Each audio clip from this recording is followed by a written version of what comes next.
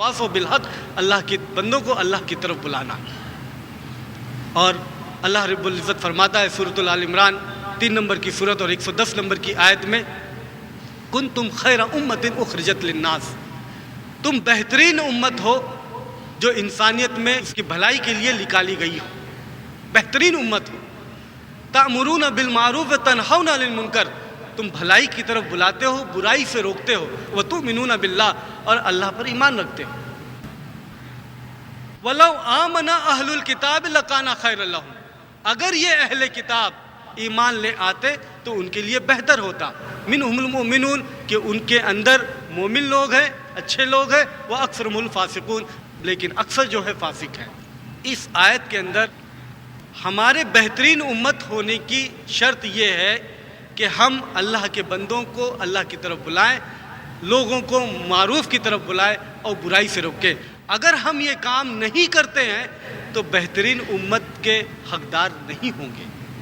اور اللہ رب العزت فرماتا ہے قرآن کے اندر کہ اگر ہم روگردانی کرتے ہیں اور اس سے دور ہوتے ہیں اور ذمہ داری پوری نہیں کرتے ہیں تو اللہ رب العزت یہ بھی قرآن میں فرماتا ہے، یستبدل قوما غیرکم ثم لا یکونوا امثالکم۔ سورہ محمد 45 نمبر کی سورت اور 38 نمبر کی آیت میں ہے، یستبدل قوما غیرکم ثم لا یکونوا امثالکم، کہ تمہارے بدلے دوسروں کو لے آئے گا اور وہ تمہاری طرح نہیں ہوں گے۔ ہم جانتے ہیں کہ اس امت سے پہلے بنی اسرائیل، یہودی،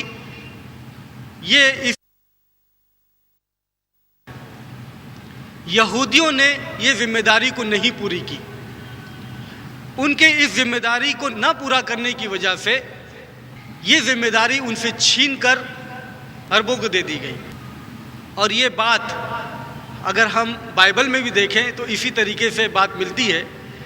میتھیو چیپٹر 21 ورس نمبر 43 میں ذکر ہے that the kingdom of God will be taken from you and will be given to a nation bringing forth fruit، کہ بادشاہی خدا کی تم سے چھین لی جائے گی اور اس کو دی جائے گی جو اچھے عمل کرے، جو اچھے لوگ ہوں، برنگنگ فورتھ فروٹ۔ تو یہ اصول پہلے سے ہے اللہ رب العزت کا، کہ اگر ہم اپنی ذمہ داری سے غافل ہوتے ہیں، ہٹ جاتے ہیں، تو اللہ رب العزت ممکن ہے کہ تمہارے بدلے کسی اور کو کھڑا کرتے ہیں۔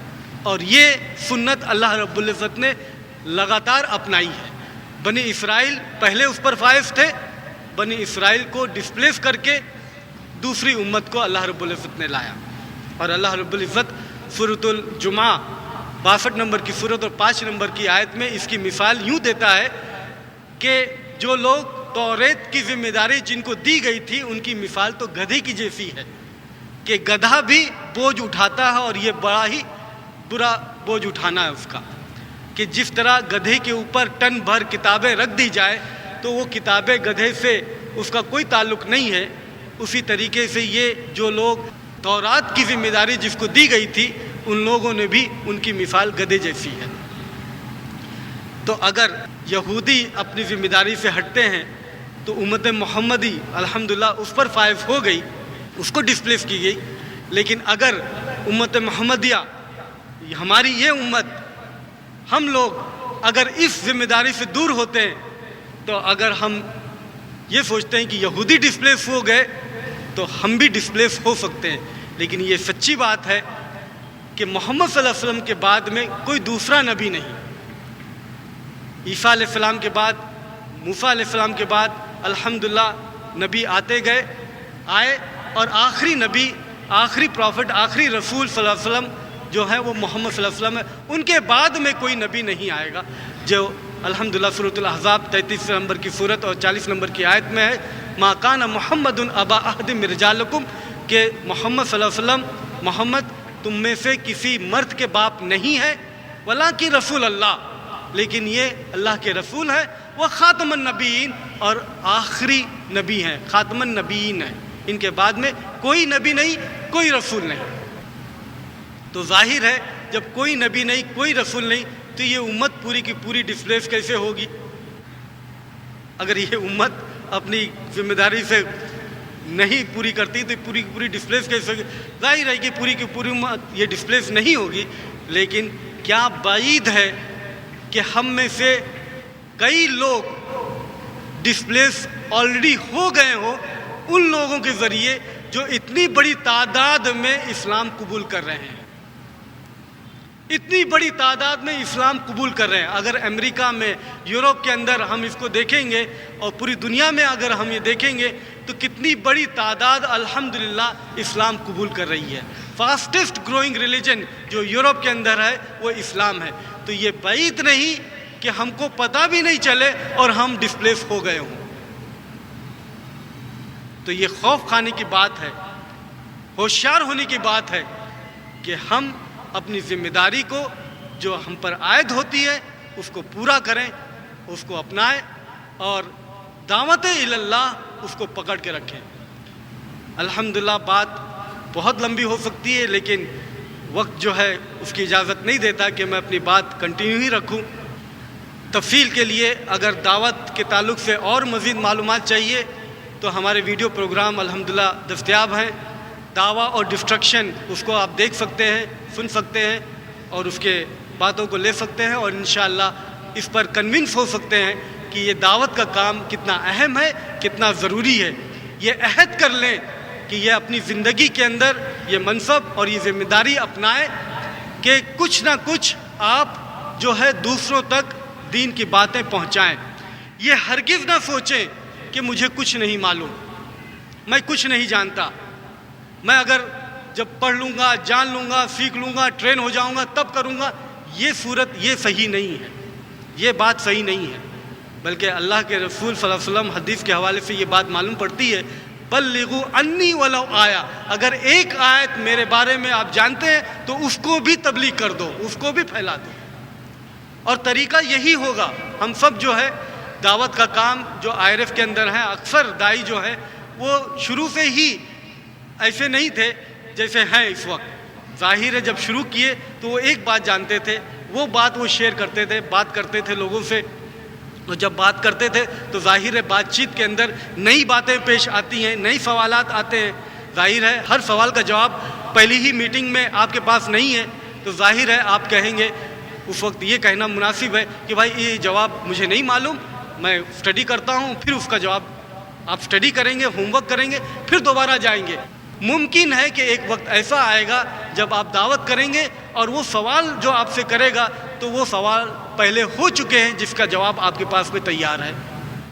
اور اسی طریقے سے ہوتا ہے، ایسا نہیں ہے کہ جو کوئی بھی سوال دائی کو کیا جاتا ہے اور یہ دائی جو ہے اسی وقت اس کو معلوم ہے اور اسی وقت وہ جواب دیتا ہے، ایسا نہیں ہے، بلکہ یہ سوالات بار بار اس کے پاس آ چکے ہیں، پہلے سے وہ جواب دے چکا ہے، اس لیے وہ جواب آسانی سے اس وقت دے رہا ہے۔ تو یہی دائی الحمدللہ اسی طریقے سے اپنا اصول بنا سکتا ہے۔ ایسا نہ سوچے کہ وہ پہلے خوب پڑھ لے پھر اس کے بعد میں دعوت کا کام شروع کرے، ایسا نہیں، بلکہ جو کچھ بھی اس کو معلوم ہے، تھوڑا بھی جو معلوم ہے اس کو شیئر کرنا شروع کرے، اس کو بتانا شروع کرے، اور یہ عادت جب بن جائے گی تو یہ انٹرٹینمنٹ اس کے لیے ہوگا، اس کے لیے ایک بہت ہی بہترین ہابی ہوگا اور اس کے اندر اس کو بہت مزہ آئے گا۔ تو آپ آزما کے دیکھیے اور کوشش کر کے دیکھیے کہ یہ اتنا آسان اور اتنا انٹرسٹنگ ہوگا کہ آپ سوچ بھی نہیں سکتے۔ میں اپنی بات قرآن پاک کی ایک آیت سے ختم کرتا ہوں جو سورۃ الفصلت 41 نمبر کی سورت اور 33 نمبر کی آیت ہے، وَمَنْ أَحْسَنُ قَوْلًا مِّمَّنْ دَعَا إِلَى اللَّهِ، اس سے بہتر کس کی بات ہو سکتی ہے جو اللہ کی طرف بلائے، وَعَمِلَ صَالِحًا، اور نیک عمل کرے، وَقَالَ إِنَّنِي مِنَ الْمُسْلِمِينَ، اور کہے کہ میں مسلمانوں میں سے ہوں۔ وآخر دعوانا ان الحمد للہ رب العالمین۔ جزاکم اللہ احسن الجزاء۔ آپ سن رہے تھے ڈاکٹر شعیب سید صاحب سے عہد حاضر میں مسلمانوں کی ذمہ داریاں۔ آپ نے 4 باتوں کو ہماری ذمہ داریوں میں شامل فرمایا ہے۔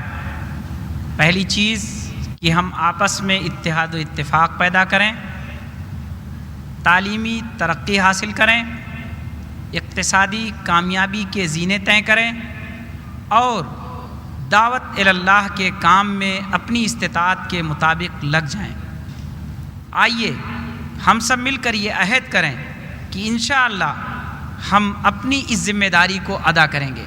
ہماری مائیں بہنیں اور ہمارے بزرگ اور نوجوان وہ سب آج کے اس پروگرام میں، آج کے اس 10 روزہ عالمی اسلامی کانفرنس میں یہ عہد کر کے نکلیں کہ عہد حاضر میں ہماری جو یہ ذمہ داری ہم کو بتائی گئی ہے، ہم انشاءاللہ اس ذمہ داری کو ادا کرنے کی پوری کوشش کریں گے۔ ہم ڈاکٹر صاحب کے بہت بہت شکر گزار ہیں کہ انہوں نے اپنے موضوع پر بہت اچھے انداز میں، مدلل انداز میں اور بڑے دلنشیں انداز میں پوری بات کہی، اور اس کے بعد ہمیں اخیر میں قرآن مجید کی آیت پر اپنی بات مکمل کرتے ہوئے ایک اچھی نصیحت فرمائی۔ علامہ اقبال نے کہا تھا، نہ سمجھو گے تو مٹ جاؤ گے ہندوستان والو، تمہاری داستاں تک بھی نہ ہوگی داستانوں میں۔ اور ایک دوسرے شاعر نے کہا ہے، پہلا قطرہ بن کے گرنے کی جسارت کیجئے، تپتی دھرتی پر رواں پھر کارواں ہو جائے گا۔ حضرات، ہم جو بھی عمل شروع کریں گے انشاءاللہ اگر نیک نیتی کے ساتھ اور محنت کے ساتھ کریں گے تو ہمیں اس میں اللہ تبارک تعالیٰ کامیابی دے گا، اور ہم اس میں اللہ کے یہاں اجر کے مستحق قرار پائیں گے۔ ڈاکٹر صاحب، اب سوالات کا سلسلہ شروع کیا جاتا ہے۔ ہمارے ایک محترم ڈاکٹر اویس ابرار صاحب نے ایک سوال لکھا ہے، آپ نے کہا کہ فرقہ پرستی نہیں کرنا چاہیے، کیا میرا کسی جماعت کے لیے کوشش کرنا بھی فرقہ پرستی ہے؟ بھائی کا سوال ہے کہ میں نے کہا کہ فرقہ پرستی نہیں کرنا چاہیے، تو بھائی نے سوال کیا کہ کسی جماعت کے لیے اگر میں کوشش کرتا ہوں تو کیا یہ فرقہ پرستی ہے؟ جماعت یا آرگنائزیشن یا کوئی تنظیم اسلام کی تبلیغ کے لیے یا نیک کام کرنے کے لیے، فلاح کا کام کرنے کے لیے اگر کوئی آرگنائز کرتا ہے تو یہ فرقہ پرستی نہیں ہے۔ دین کے باتوں کو توڑ مڑوڑ کر کے اس میں اندر تفرقہ کرنا اور آپس میں بانٹنا، گروہ بندی کرنا، اس کو فرقہ بندی کہتے ہیں، اس کو فرقہ پرستی کہتے ہیں۔ شکریہ۔ انہوں نے اپنا نام نہیں لکھا ہے، یہ پوچھتے ہیں کہ ہم قرآن پڑھتے ہیں عربی میں، اس لیے کہ عربی 50 دیشوں کی بھاشا ہے اور کبھی بدلی نہیں، کیا ہم مسلمانوں کی ذمہ داری نہیں ہے کہ ہم کرسچن کو بائبل ہبرون میں اور ہندو بھائیوں کو وید سنسکرت میں پڑھنے کو بولیں؟ بھائی کا سوال ہے کہ ہم قرآن عربی میں پڑھتے ہیں کیونکہ عربی یہ زبان 50 ملکوں کی بھاشا ہے۔ یہ وجہ نہیں ہے کہ عربی 50 ملکوں کی بھاشا ہے اس لیے ہم قرآن عربی میں پڑھتے ہیں، یہ وجہ نہیں ہے، بلکہ قرآن نازل ہوا ہے حضرت محمد صلی اللہ علیہ وسلم کے اوپر عربی زبان میں، اس لیے قرآن عربی میں ہے، اور اس لیے قرآن عربی میں ہے تو ہم عربی میں اس قرآن کو پڑھتے ہیں۔ عربی میں محمد صلی اللہ علیہ وسلم کو جو نازل ہوا وہ اس لیے کہ محمد صلی اللہ علیہ وسلم کی زبان عربی تھی۔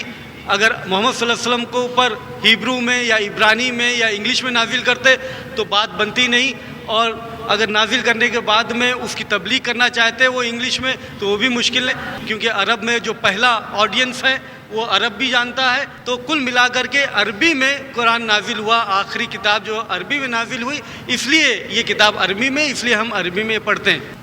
اور یہ اچھی بات ہوگی کہ ہم عربی زبان جاننے کی کوشش کریں، سمجھنے کی کوشش کریں، یہ زبان جانیں، تاکہ جو ہم قرآن عربی میں پڑھتے ہیں ہم اس کو سمجھتے بھی جائیں کہ ہم کیا پڑھ رہے ہیں۔ ایسا نہیں کہ صرف طوطے کی طرح ہم پڑھیں، ثواب تو ہم کو ملے گا اس کے الفاظ اور حروف کی ادائیگی پر، یہ بات تو صحیح ہے کہ ہر حروف کے اوپر ہم کو ثواب ملیں گے، ہر حروف کے اوپر 10 الف لام میم بولیں گے تو 30 ثواب ملیں گے، تو ثواب تو ہم کو ملیں گے، لیکن اللہ رب العزت قرآن کے ذریعے کیا پیغام دینا چاہتا ہے اس کو ہم نہیں سمجھ پائیں گے اگر ہم اس کو سمجھتے ہوئے نہیں پڑھ رہے ہیں۔ تو کوشش یہ کریں کہ ہم اس زبان کو جانیں اور سیکھنے کی کوشش کریں، تاکہ قرآن ہم سے ڈائریکٹ کیا کہہ رہا ہے، اللہ ہم سے کیا کہنا چاہ رہا ہے، ہم اس کو سمجھنے کی کوشش کریں، ہم سمجھیں۔ لیکن اگر ہم عربی زبان نہیں جانتے تو کم سے کم جو زبان جانتے ہیں اس زبان میں ترجمہ لے کر کے، اگر انگلش جانتے ہیں تو انگلش میں ترجمہ لے کر کے اس ترجمے کو پڑھیں، اردو جانتے تو اردو ترجمے کو لے کے پڑھیں، گجراتی جانتے تو گجراتی ترجمے پڑھیں۔ الحمدللہ بہت سے تراجم قرآن کے ہو چکے ہیں، اور اس کا سہارا لے کر کے آپ کوشش کریں کم سے کم کہ اللہ رب العزت کیا کنوے کرنا چاہتا ہے، کیا بتانا چاہتا ہے۔ دوسری بات جو سوال کے اندر ہے کہ کیا ہم عیسائیوں کو ان کی بائبل ہیبرو زبان میں پڑھیں اور ہندوؤں کو ان کی وید جو ہے سنسکرت زبان میں پڑھیں؟ یہ بھی بات درست ہے کہ انگلش میں جو ان کے پاس بائبل ہے وہ ٹرانسلیشن ہے، وہ اوریجنل نہیں ہے، بلکہ جب اوریجنل کی بات ہوگی تو بائبل کا اوریجنل نسخہ موجود ہی نہیں ہے، بائبل کا اوریجنل نسخہ موجود ہی نہیں ہے۔ جو ان کے پاس میں ہیبرو بائبل ہے، جو یہ کہتے ہیں کہ ہیبرو کے اندر موسیٰ علیہ السلام پر نازل ہوئی، ہیبرو زبان میں توریت جو ہے موسیٰ علیہ السلام پر نازل ہوئی، عیسیٰ علیہ السلام کی زبان ہیبرو نہیں بلکہ ایرامائک کہتے ہیں، کہہ لیجئے کہ جو زبان عیسیٰ علیہ السلام کی تھی ایرامائک میں نازل ہوئی ہوگی انجیل، لیکن اب ان کے پاس میں اوریجنل ایرامائک نیو ٹیسٹمنٹ نہیں ہے، گاسپل نہیں ہے، اوریجنل توریت ہیبرو میں نہیں ہے۔ ہیبرو میں جو توریت ان کے پاس میں موجود ہے یا اولڈ ٹیسٹمنٹ ان کے پاس موجود ہے وہ لیٹن سے ٹرانسلیٹ کی گئی ہے ہیبرو کے اندر، تو اوریجنل جو ان کے پاس میں ہے لیٹن کے اندر ہے، دوسری زبان میں ہے، دوسری زبان سے ٹرانسلیٹ کر کے ہیبرو میں ہے، تو ہیبرو میں جو اوریجنلی نازل ہوئی ہوگی وہ زبان میں ان کے پاس میں وہ نسخہ موجود ہی نہیں ہے۔ تو اگر ہم وہ ذہن میں رکھتے ہوئے یہ کہتے ہیں کہ تم اوریجنل پر جاؤ اور ہیبرو میں تم اپنی توریت کو پڑھو، تو وہ مقصد ہیبرو میں جانے پر بھی پورا نہیں ہوتا، کیونکہ ان کے پاس میں اوریجنل ہیبرو ہے ہی نہیں۔ اگر ہم عیسائی کو کہتے ہیں کہ اوریجنل ایرامائک میں جاؤ اور وہ گاسپلز کو پڑھو، تو وہ بھی مقصد پورا نہیں ہوتا، کیونکہ ایرامائک میں اوریجنل ان کے پاس ہے ہی نہیں، بلکہ یہ موجودہ جو گاسپلز ہیں وہ عیسیٰ علیہ السلام کی ہے ہی نہیں، بلکہ یہ تھرڈ کتاب ہے، تیسری کتاب ہے جو دوسروں نے لکھی ہے۔ نیو ٹیسٹمنٹ کے اندر ہم جو دیکھتے ہیں وہ gospel according to Matthew, gospel according to Luke, gospel according to Mark, gospel according to John, انجیل مارکس، انجیل لوکا، انجیل متا، انجیل یوحنا، یہ انجیل ہے۔ ہمارے پاس میں بائبل کے اندر نیو ٹیسٹمنٹ میں انجیل عیسیٰ نہیں ہے، تو اگر ہم اوریجنل ان کے پاس ہم بولتے بھی ہیں تو اوریجنل ان کا ہے ہی نہیں ہے۔ ہاں یہ ضرور ہے کہ یہ جو انگلش ٹرانسلیشن ہے یہ کسی دوسری زبان کے اوپر بیسڈ ہے، ہم یہ کہہ سکتے ہیں کہ یہ اس کا اوریجنل، اس انگلش ٹرانسلیشن کا اوریجنل جو ہے اس میں آپ پڑھ کے دیکھو، تو یہ بھی بات ہم کہہ سکتے ہیں، اور یہ بھی بات درست ہے کہ جو پریزنٹ ان کے پاس میں انگلش ٹرانسلیشن ہے، اگر اوریجنل جو اس انگلش کا اوریجنل ہے اس میں اگر دیکھیں گے تو بے شمار ہم کو کانٹرڈکشنز اور ایررز مینuscripts کے پوائنٹ آف ویو سے ہم کو ملیں گی۔ اگر اس کی تفصیل میں آپ جانا چاہتے ہیں تو مولانا کیرانوی کی اظہار الحق، جس کا ٹرانسلیشن انگلش اور اردو میں ہو چکا ہے، اس میں آپ دیکھ سکتے ہیں۔ شکریہ، جزاکم اللہ۔ ہماری ایک بہن بدر النساء لکھتی ہیں، ہم مسلمان زکوٰۃ کی ادائیگی کرنے کے بعد امید رکھتے ہیں کہ مسلمانوں کے درمیان سے غریبی دور ہو جائے گی، پھر کیا وجہ ہے کہ مسلمانوں کی کثیر تعداد غریبی کی لائن سے بھی نیچے سطح زندگی گزار رہی ہے؟ ان کی زندگی کو بہتر بنانے کے لیے امیر طبقے کو کیا کرنا چاہیے؟ بہن نے سوال کیا کہ ہم زکوٰۃ پر عمل کرتے ہوئے، مسلمان زکوٰۃ پر عمل کرتا ہے، پھر بھی مسلمانوں کی بڑی تعداد جو ہے غریبی کی نچلی ریکھا سے نیچے ہے، تو امیر مسلمانوں کو کیا کرنا چاہیے؟ تو یہ بات کا جواب تقریر میں ہی ہو چکی تھی کہ اگر مسلمان یا کوئی سماج یا کوئی گروہ یا کوئی امت اس عمل کو پورا کرتا ہے اور زکوٰۃ کے ذمہ داری کو پورا کرتا ہے، تو یہ بھکمری، یہ پرابلمز جو ایجوکیشن کی ہیں، لٹریسی کی ہیں، تعلیم کی ہے اور ڈرنکنگ واٹر کی ہے، کھانے پینے کی ہے، یہ چیزیں، یہ پرابلمز اس سماج سے ختم ہو جائیں گی۔ اور مثال سے میں نے بات سمجھائی کہ 400 امیر لوگ اگر وہ زکوٰۃ دے، 400 سے کم امیر لوگ جو پہلے 400 ہیں وہ اگر زکوٰۃ دیں تو دنیا کی غریبی، ان کی بھکمری، پانی کا پرابلم، لٹریسی ریٹ اور ہیلتھ کیئر، یہ سارے ختم ہو جائیں گے۔ تو اس سے معلوم ہوا کہ مسلمان بھی جو اگر پریشان ہیں اس طریقے سے تو یہ ذمہ داری پوری طریقے سے، اچھے طریقے سے پورا نہیں کرتے، ادا نہیں ہوتی۔ تو اس کو پورے اچھے طریقے سے ادا کرنے کی ضرورت ہے، اور مزید اگر ضرورت ہے تو صدقہ، خیرات اور چیریٹی یہ خوب کرنے کی ضرورت ہے۔ اور یہ جو آپس میں ہمارے سماج میں اگر کوئی اس طریقے سے ہے، کمزور ہے، غریب ہے, اس ریکھا سے نیچے ہے, تو ہم کو اس کو اوپر لانا چاہیے اور صدقہ خیرات کرنا چاہیے, خوب سے خوب کرنا چاہیے. شکریہ, جزاکم اللہ. اتحاد کے تعلق سے ڈاکٹر صاحب ایک سوال آیا ہوا ہے, بہت اچھا سوال ہے. یہ نجیب اللہ احمد خان صاحب کا ہے. کیا ہمیں متحد ہونے کے لیے صرف تعلیمی معیار پر زور دینا چاہیے؟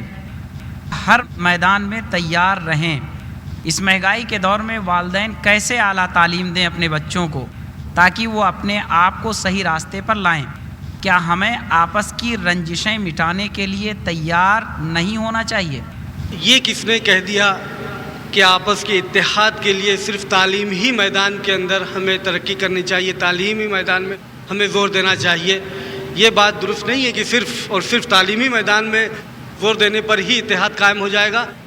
آپ کی بات صحیح ہے کہ آپس کی رنجشیں, آپس میں جو اختلافات ہیں, جو کانٹرڈکشنس ہیں آپس کے اندر اور اختلافات ہیں, اس کو صلح کرنے پر, آپس میں جوڑ پیدا کرنے پر, آپس کی رنجشیں دور کرنے پر, اس کے پورا کرنے پر اتحاد قائم ہو سکتا ہے. اور وہ سارے اصول جو قرآن اور حدیث میں اتحاد کے لیے ہمیں گائیڈ کرتی ہیں, اس کو اپناتے ہوئے ہم اتحاد کو قائم کریں. ظاہر تعلیم اگر مہنگی ہے تو زکوٰۃ اس کے لیے لیے جا سکتے ہیں اور لوگوں سے مدد لیے جا سکتے ہیں تعلیم کو اپنانے کے لیے, تعلیم کو پورا کرنے کے لیے. تو اس کے لیے بھی کوشش کریں, اور ایسا نہیں کہ صرف تعلیم ہی کے ذریعے سے اتحاد قائم کریں, بلکہ کل ملا کر کے پورے اسلام کو اپناتے ہوئے آپس میں اتحاد کو قائم کریں. شکریہ ڈاکٹر صاحب. زکوٰۃ ہی سے متعلق ایک دوسرا سوال ہے اے کے منشی صاحب کا. مال زکوٰۃ کے 8 مصرف ہیں, تو سوال یہ ہے کہ کیا ہندوستان میں ایسا کوئی بیت المال ہے جس سے ان 8 مستحقین کو دیا جا سکے؟ کیونکہ کوئی زکوٰۃ نکالنا چاہتا ہے تو صرف مدرسے یا مساجد ہی کو دینا پڑتا ہے. امید اطمینان بخش جواب دیا جائے گا. بھائی کا سوال ہے کہ زکوٰۃ کے 8 مصرف ہیں, اور یہ سورۃ التوبہ 9 نمبر کی سورت اور 60 نمبر کی آیت ہے, اور وہ 8 منصب اور 8 کیٹیگریز بیان کیے گئے ہیں اس آیت کے اندر.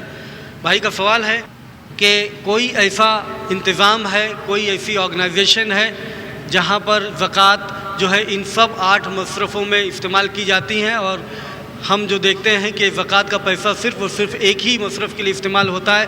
تو ایسی کوئی آرگنائزیشن ہے؟ مجھے یہ تو نہیں معلوم کہ ایسی کوئی آرگنائزیشن ہے جو 8 مصرف کے لیے بنی ہو اور 8